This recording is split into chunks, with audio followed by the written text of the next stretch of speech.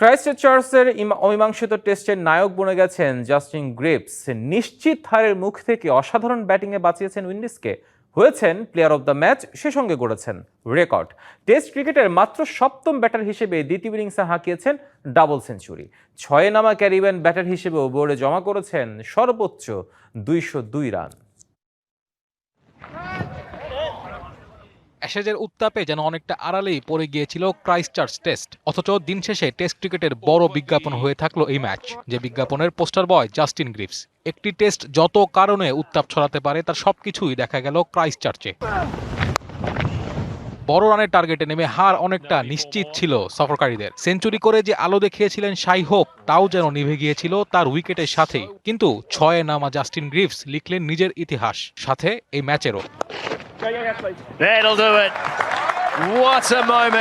564 minute ক্রিজে থেকে grips খেলেছেন মোট 388টি বল, অপরাজিত ছিলেন 202 রানে, হাঁকিয়েছেন 19টি বাউন্ডারি, এরই সাথে গড়েছেন আরও রেকর্ড। নতুন এবং ফিরে আসা গ্রাহকদের জন্য নগদে চলছে ক্যাশব্যাক সহ প্রতিদিন হাজারো উপহার জেতার সুযোগ। হবে আশা আর ফেরা, সারপ্রাইজ সেরা। টেস্ট ক্রিকেটে করা গ্রিভসের এই রান চতুর্থ ইনিংসে কোনো ব্যাটারের করা দ্বিতীয় সর্বোচ্চ।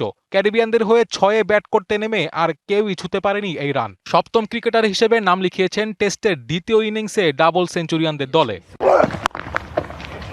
হাতে কিছু ওভার থাকলে হয়তো দলকে দেখাতে পারতেন জয়ের মুখ, তা না হলেও আজকের কীর্তি দিয়ে ক্রাইস্টচার্চের গোল্ডেন বোর্ডে নিজের নাম লিখালেন গ্রিপস, সাথে উপহার দিলেন ইতিহাসের অন্যতম সেরা test innings. Naim Hamid, DBC news.